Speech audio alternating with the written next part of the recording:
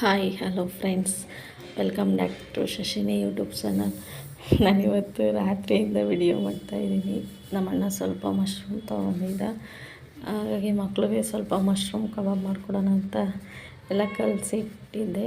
ಈಗ ಮಶ್ರೂಮ್ ಹಾಕ್ತಾಯಿದ್ದೀನಿ. ಈ ರೀತಿ ಸ್ಟವ್ ಕೆಳಗೆ ಪ್ಲೇಟ್ ನಾನೇನು ಇಡ್ತೀನಿ ಅಂತಂದರೆ ಮೇಲ್ಗಡೆ ಇಟ್ಟರೆ ಗಲೀಜಾಗುತ್ತೆ ಅಂತ. ಹಾಗೆಯೇ ಇಟ್ಟು ಸ್ವಲ್ಪ ಮುದ್ದೆ, ಸಾಂಬಾರು, ರೈಸು ಮಾಡ್ತಾಯಿದ್ದೀವಿ.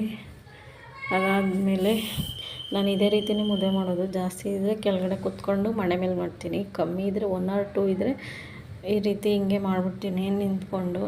ಅದೊಂಥರ ಕಂಫರ್ಟಬಲ್ ಅನಿಸುತ್ತೆ.